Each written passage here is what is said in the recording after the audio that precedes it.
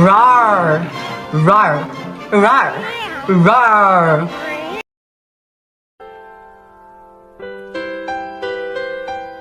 Dear C.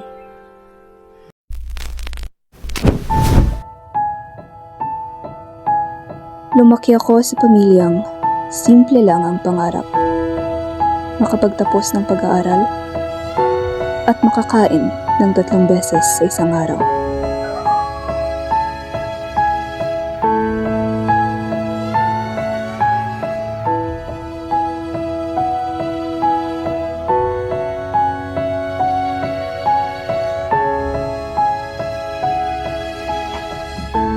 Wala na namang pagkain.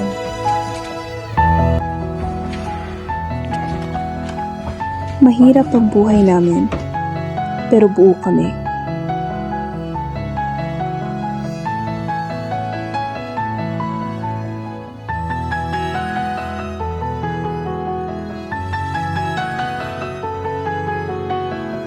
Nasa kolehiyo ang ate ko nang magbago ang lahat. Nabuntis siya. Para sa mahirap na pamilya, ganitong balita, takot, hiya, pressure ang dala.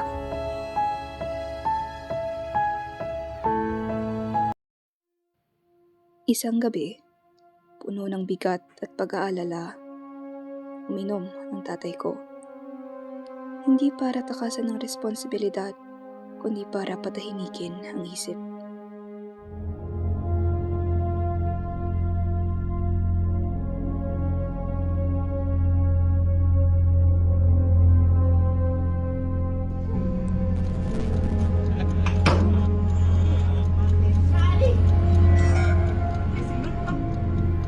Nauwi sa gulo ang gabing iyon.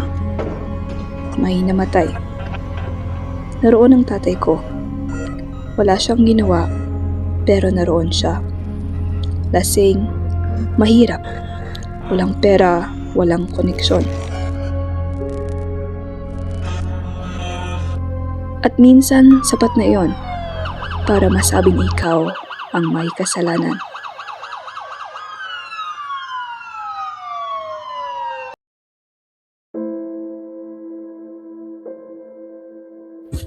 Ang una kong punta sa bilangguan, hindi para sa field trip ng eskwela. Bata pa ako noon, kaya wala akong magawa, kundi panuorin ang tatay ko na nakaposas.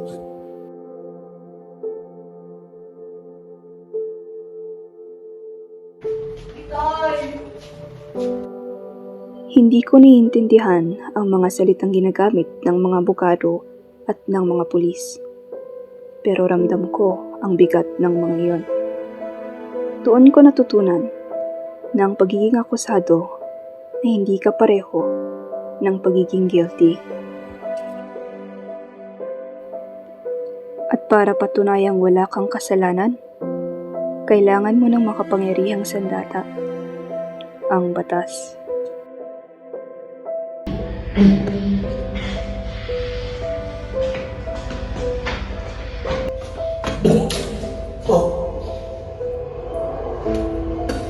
Hindi na umuwi ang tatay ko. Namatay siya sa loob ng kulungan.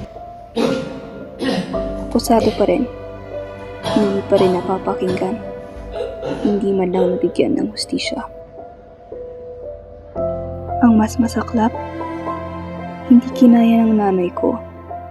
Tumigay ang kanyang isipan. For a long time, I thought the law was so cruel. Then I realized something worse. The law is powerful.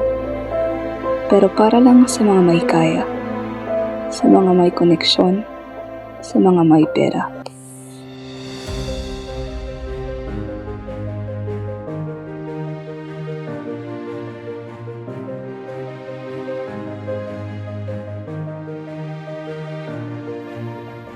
Doon ako nagpasya.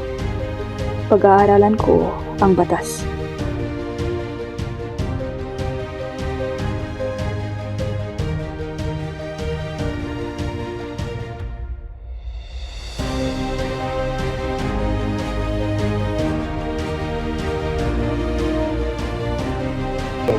Ate? Nag-aral ako habang nagtatrabaho. Sa araw, kumakayod. Sa gabi, nangangarap.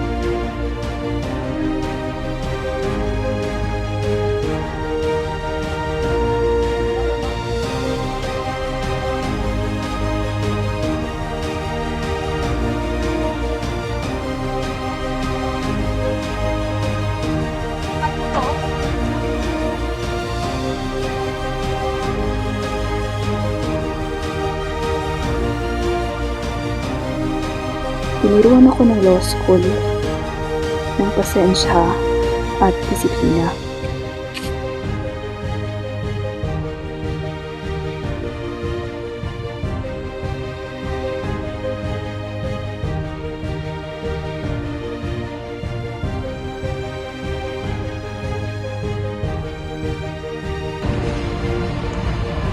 So, what is justice, Mr. Mayor? What is justice, Mr. Mayor? Justice is under the law, which means treated fairly and equally. So, that's all for today.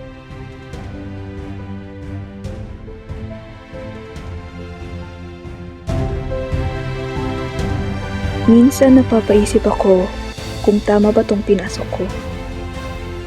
Tila suntok sa buwan ang pagiging abogado para sa isang katulad ko.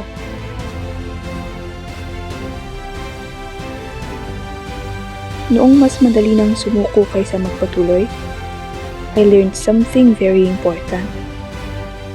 May mga scholarship. May mga foundation na naniniwala na ang pagiging abogado ay para sa lahat ng handang maglingkod. Those scholarships didn't just pay my tuition. They told me I belong.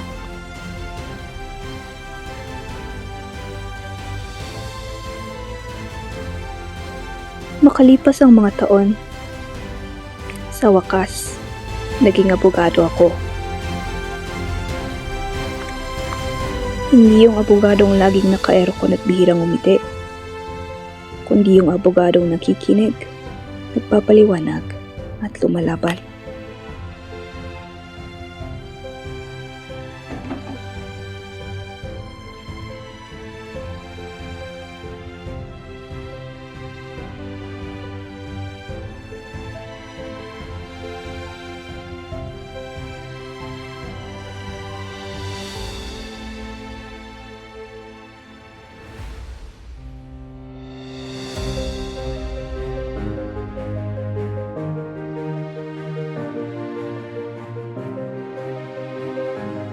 What is this? Papel po.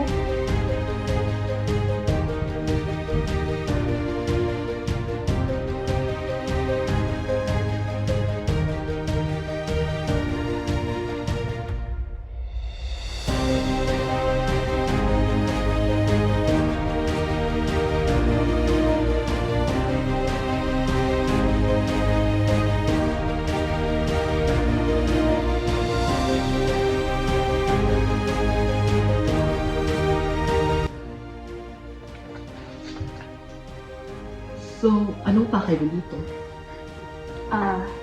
Wala po kasing gustong tumanggap ng kaso.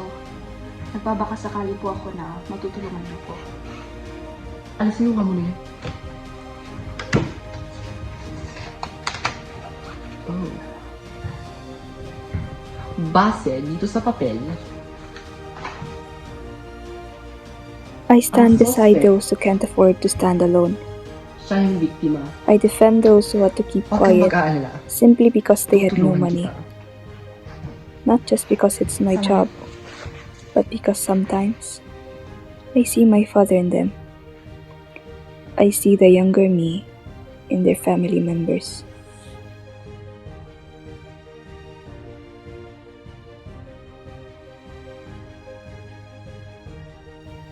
I chose law not for power, not for prestige, but for justice. Because no child should learn the law through pain.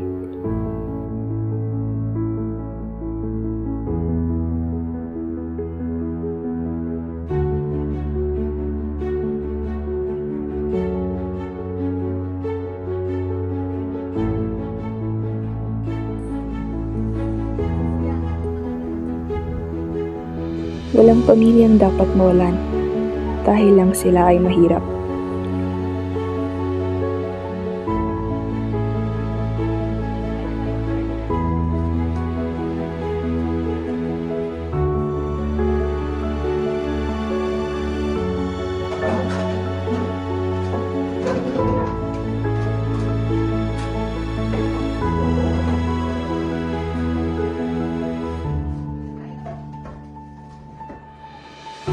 Oh, Maren!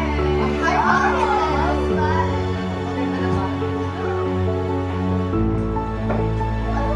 Tara, kain tayo.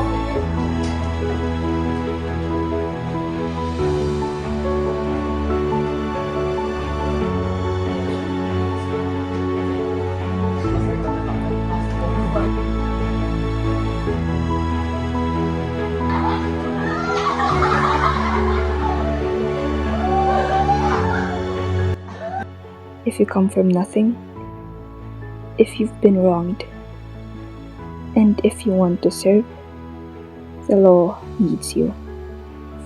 Lubos na gumagalang, Manuel Leo. Rar, rar, rar.